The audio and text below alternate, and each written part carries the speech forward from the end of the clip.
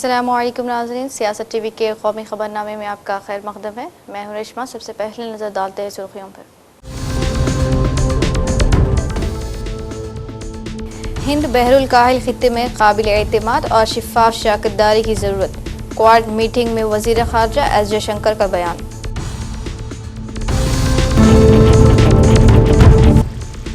बकरे ईद के मौके पर गाय की कुर्बानी के खिलाफ आसाम के चीफ मिनिस्टर का इंतबाह, सख्त कार्रवाई की दी धमकी।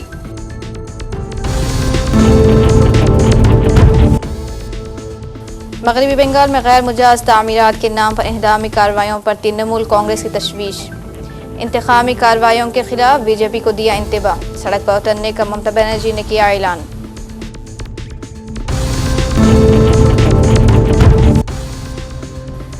पेट्रोल डीजल के बाद सीएनजी कीमतों में इजाफे पर कांग्रेस की तशवीश। बीजेपी पर गरीब आदमी को धोखा देने का लगाया इल्जाम, कहा सस्ता तेल खरीद कर दूसरे मुल्कों को बेचा जा रहा है।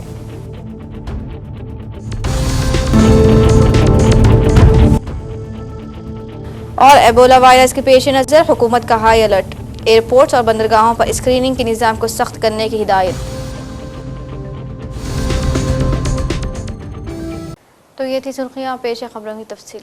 वज़ीर ख़ारजा एस जयशंकर ने मंगल को क्वाड वज़राए ख़ारजा के इजलास में कहा कि हिंद बहरुल काहिल खित्ते को आलमी तरक्की और इस्तेहकाम इंजन बने रहना चाहिए। साथ ही कहा कि क्वाड को इस खित्ते में समुद्री सिक्योरिटी को यकीनी बनाने और माशी मुतबादिलात को फ़रोग़ देने की सिमत में काम करना चाहिए। दूसरी जानिब अमरीकी वज़ीर ख़ारजा मार्को रूबियो ने कहा कि जिन खित्तों में क्वाड मिलकर काम कर रहा है वो हाल ही में रूनुमा होने वाले कई वाक़यात की वजह से और भी ज़्यादा अहम हो गए हैं। Minister Wong, Minister Motegi, Secretary Rubio, ladies and gentlemen. We've just concluded a very substantive and productive meeting of the Quad foreign ministers, and I thank Penny, Toshi, Marco for being here, making the effort, and for what's, as I said, been a very, very good meeting. Now, this is our first meeting in 2026. We had met twice in 2025.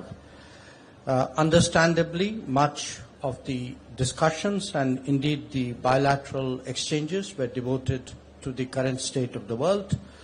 Being Quad, we naturally focused on issues of particular relevance to the Indo-Pacific.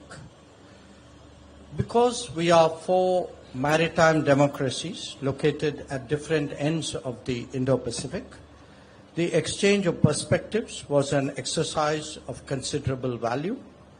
The maritime domain has seen a steady expansion of collaboration, including surveillance and domain awareness, logistics network, undersea cables, training, capacity building, and HADR activities. We will be continuing to deepen these areas in the times ahead. We spent some time on the question of safe and unimpeded maritime commerce and reaffirmed the significance of scrupulously observing international law. Our four nations are also market economies. We believe strongly that economic resilience should be promoted, that supply chains should be strengthened, trusted and secure technologies diffused, and production capacities enhanced. Our deliberations touched on the current energy and fertilizer availability as well as that of critical minerals and resources. The goal is to intensify cooperation among ourselves while also assisting others. We, the Quad nations, are open societies who foster innovation and creativity in our quest for growth and prosperity. These forces are strengthened when we undertake more exchanges, as we intend to do. So, whether it is in business forums, healthcare initiatives, or digital activities, each facet of a joint effort makes the region that much better. Hindustan और America ने अहम मादनियात और नायाब ज़मीनी अनासिर की कानकुनी और processing की supply को महफूज बनाने से मुताल्लिक़ हिंदुस्तान अमेरिका दो तरफ़ा फ्रेमवर्क पर मंगल को नई दिल्ली में दस्तखत की। ये माहिदा क्वाड ममालिक के वज़ीर ख़ारजा की मीटिंग में शिरकत के लिए हिंदुस्तान आए अमेरिकी वज़ीर ख़ारजा मार्को रूबियो और हिंदुस्तानी वज़ीर ख़ारजा एस जयशंकर के क्वाड इजलास के मौके पर दस्तखत किया। बालाजा एस जयशंकर ने कहा कि दोनों ममालिक ने इस अहम माहिदे पर दस्तखत किए हैं और इस मौजू पर क्वाड रुकन ममालिक के साथ इजलास में भी तबादला ख्याल किया गया था। इन्होंने इस माहिदे को इंतहाई अहम करार देते हुए कहा कि ये दुरुस्त वक्त पर किया गया और निहायत मौजू है। Secretary, colleagues, we are today signing a bilateral India-US framework on securing of supply of mining and processing of critical minerals and rare earths. This is something which we have also discussed today at the Quad meeting, and whether we're doing it bilaterally, whether we're doing it as a Quad format, or in fact as a larger gathering of like-minded nations, it is clearly something very timely, something very important, something very critical. This particular framework aims to deepen our cooperation across the entire critical minerals and rare earth supply chain, including mining, processing, recycling, and related investments. It will certainly strengthen resilient and diversified supply chains. It will help us to collaborate in financing and in the effective management of critical minerals and rare earth scrap. So I think it's a very important initiative. I'm very glad, Secretary, that during your visit we could finalize it and sign it. It's one more sign of how close our cooperation is and how important it is today in a world where there are so many challenges but also so many opportunities. Thank you. Well, thank you. I've spoken often during my time here over the last few days about the strategic alliance between the United States and India and how important that is for our national interest in the United States. And today's a tangible example. We're two countries who have a strategic interests in ensuring reliable long-term access to critical minerals and supply chains that are important for our innovation economy. And today's a tangible result of that. It's tangible evidence of why it is we are strategic allies. It's a very important step. Actually, I think the groundwork was laid for this on the 4th of February when we launched the forum and that you joined us at the Critical Minerals Forum that we hosted in Washington, D.C. It gained momentum later that month when India signed on to Pact Silicon. It was one of the first and early members and signatories. And now today, because we both have a strategic and shared interest in the fact that vibrant innovation economies such as ours cannot afford to leave the foundational materials of these industries vulnerable to single source monopolies that could deny us these things, not just in a time of conflict, but as a leverage point in contrary to our sovereign national interests. So it's a pleasure to be here today, and I'm glad we were able to sign this because in addition to being an important document and an important agreement, I think it brings a tangible example of the strategic partnership between the United States and India. Thank you. May I now request both the leaders to please sign the document. Assam के chief minister Biswa Sarma ने ईद कुर्बा के पेश नज़र मुसलमानों को इंतबाह देते हुए ऐलान किया है कि अब की बार गाय की कुर्बानी देने की कोशिश ना की जाए। इन्होंने इंतबाह दिए कि खिलाफ वर्जी करने वालों के खिलाफ सख्त कार्रवाई की जाएगी। इस बार आसाम का काफी मुसलमान लोगों ने, काफी मुसलमान जमात ने यह सिद्धांत लिया है कि इस बार हम लोग गाय को कुर्बानी मैं नहीं व्यवहार करूंगा। हिंदू लोगों का सम्मान को सम्मान करते हुए हम गौ माता को कुर्बानी का रूप में इस्तेमाल इस बार नहीं करूंगा। जी, जो एक नया समय का इंगित देते हैं, जो नया समय का एक स्पष्ट रूपरेखा भी हमारा सामने लाते हैं। मैं असम का मुसलमान समाज को यही मन से धन्यवाद देता हूं कि आप लोगों ने अगर यह सिद्धांत क्रियान्वित किया तो यह सिद्धांत असम का हिंदू लोगों को स्वाभाविक रूप से बहुत ही प्रभावित करेगा और असम में हम एक साथ रहने का जो एक हमारा हमेशा हिस्सा है, इस हिस्सा को डेफिनेटली और आगे लेके जाएगा। मैं आशा करता हूं कि 29 तारीख जब ईद होगा, बकरीद होगा, जो लोग अभी तक सिद्धांत नहीं लिया है वो लोग भी सिद्धांत लेगा और असम में इस बार कोई गाय को कुर्बानी का रूप में आगे नहीं बढ़ाया जाएगा। ममता बनर्जी की रिहाइशगाह पर आज तृणमूल कांग्रेस के अरकान असम्बली और सीनियर कायदीन का हंगामी इजलास मुनक़िद हुआ, जिसमें बीजेपी हुकूमत की जानिबदाराना, जारहाना और नफरत अंगेज कार्रवाइयों के खिलाफ हिकमत अमली पर गौर किया गया। कलकत्ता में गैर मजाज तामीरात के नाम पर घरों को गिराने की बीजेपी हुकूमत की पॉलिसी पर तशवीश जाहिर की गई और कहा गया कि बिला नोटिस के अचानक बुलडोजर से इन्हदामी कार्रवाई की जा रही है। ममता बनर्जी ने इंतबाह दिया है कि वो इन गैर कानूनी कार्रवाइयों और नई हुकूमत के जुल्म व जबर के खिलाफ सड़क पर उतरेंगी। इस इजलास में तृणमूल कांग्रेस के अरकान के खिलाफ पुलिस की हरासानी का भी नोट लिया गया और इंतबाह दिया गया है कि बीजेपी को इसका खुमियाजा भुगतना पड़ेगा। 195% अटेंडेंस था और ये जो पुलिस ने बहुत बेआईनी काम कर रहे हैं, जबरदस्ती उठा के लेके जाते हैं, हमारा काउंसिलर लोग को बेआईनी जुलूम करते हैं और बेकानून कानून के खिलाफ इन लोगों का ऊपर अत्याचार करते हैं, किसी को कोमर में दरी लगाकर घुमाते हैं रोड के ऊपर। ये हम लोग सोचते हैं ये तृणमूल की बेइज्जती करने का एक बहुत ही बड़ा उन लोगों का प्लानिंग है।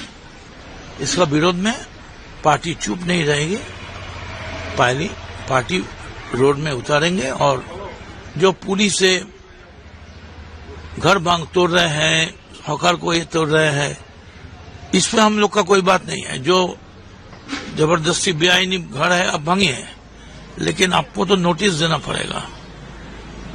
आप नोटिस दीजिए, किसी का पास कोई नोटिस नहीं है। जिसको लड़का को पकड़ा उसको आज पकड़ा, सारा दिन बैठ के रखा, बोला उसका विरोध में क्या है, सॉल्ट में, बड़ानगर में, बोला कुछ नहीं है।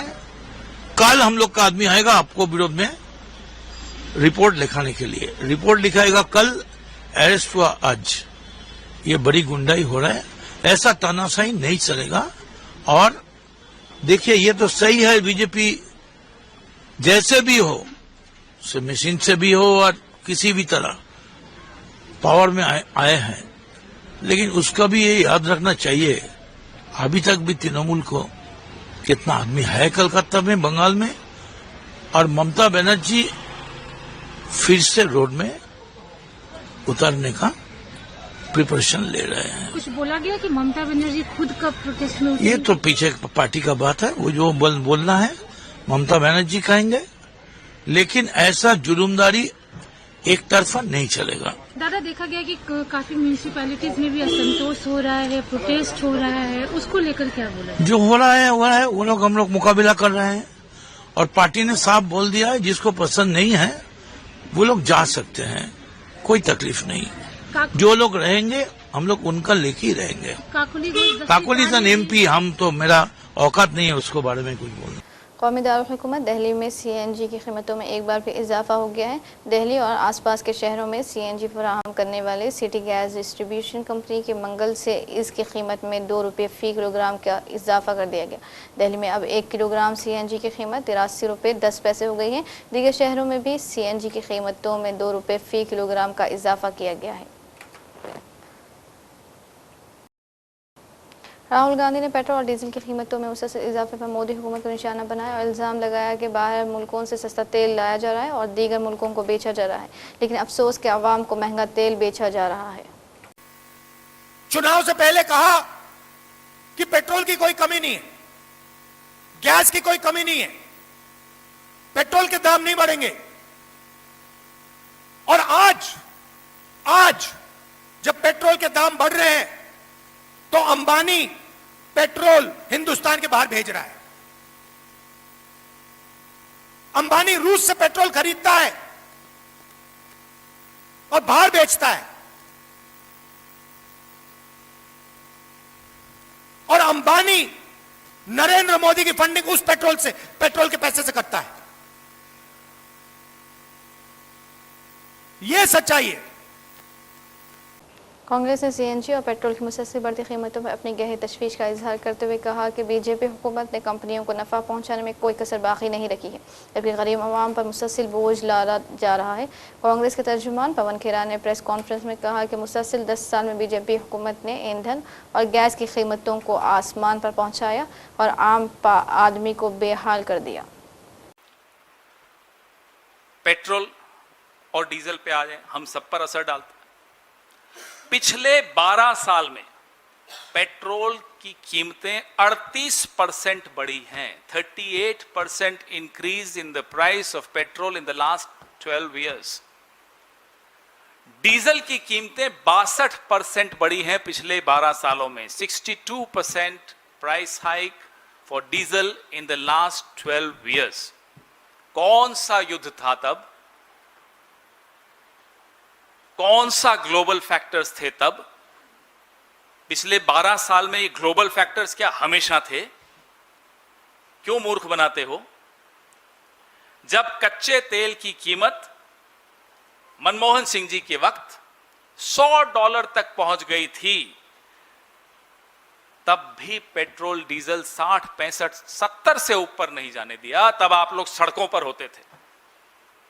कौन से वैश्विक संकट का आपने सामना किया पिछले 12 साल? $50-55 के आसपास प्रति बैरल रहा कच्चे तेल का मूल्य और पेट्रोल का मूल्य 100 के आसपास रहा। आपने कौन सी राहत आम उपभोक्ता को कब दी?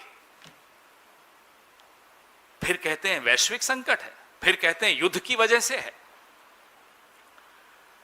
जब दोनों हाथों से आप मुनाफा ले रहे थे, आप कंपनियों को मुनाफा दिलवा रहे थे, तब आपके मन में यह नहीं आया कि थोड़ा मुनाफा, कुछ हिस्सा उस मुनाफे का आम उपभोक्ता को, मुझे, आपको, मिडिल क्लास को, मजदूर को, किसान को दे सकें?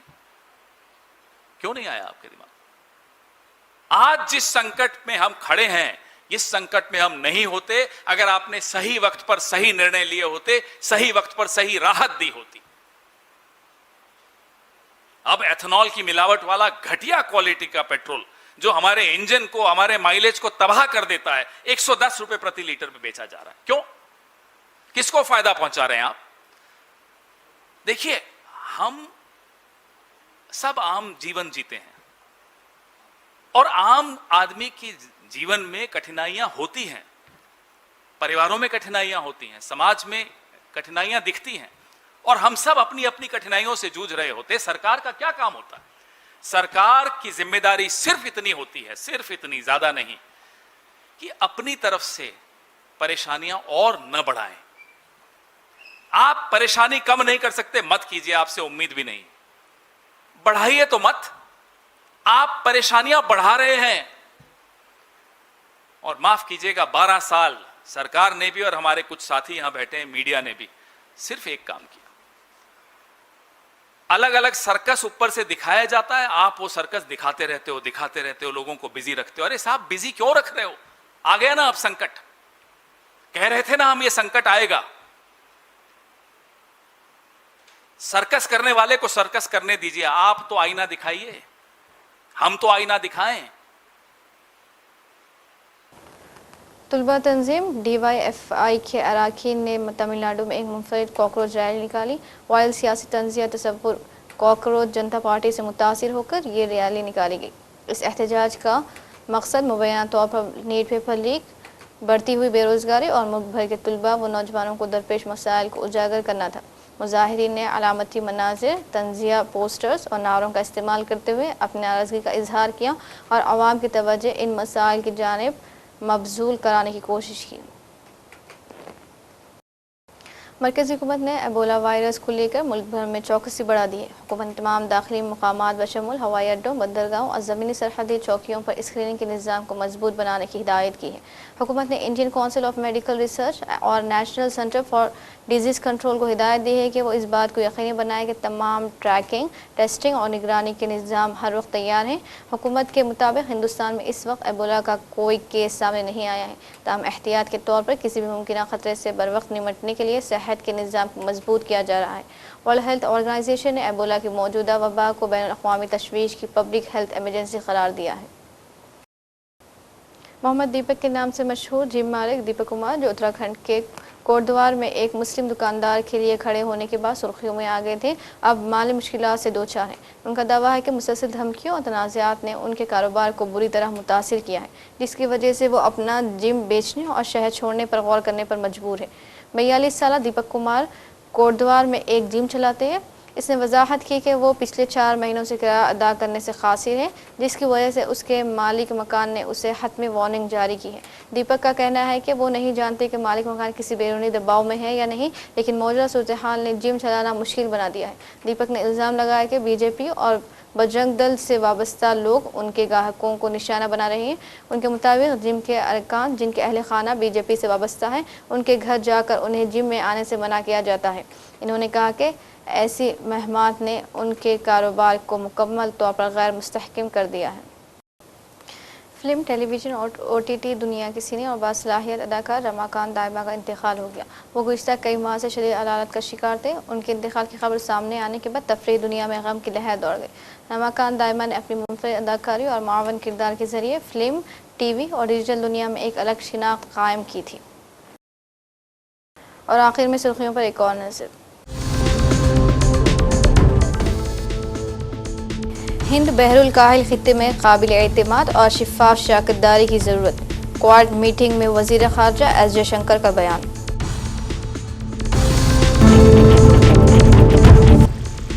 बकरीद ईद के मौके पर गाय की कुर्बानी के खिलाफ आसाम के चीफ मिनिस्टर का इंतबाह, सख्त कार्रवाई की दी धमकी।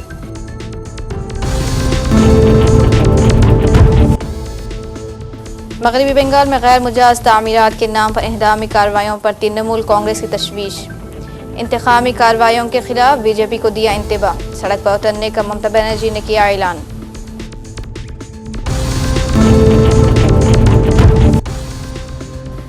पेट्रोल डीजल के बाद CNG कीमतों में इजाफे पर कांग्रेस की तशवीश। बीजेपी पर गरीब आदमी को धोखा देने का लगाया इल्जाम, कहा सस्ता तेल खरीद कर दूसरे मुल्कों को बेचा जा रहा है।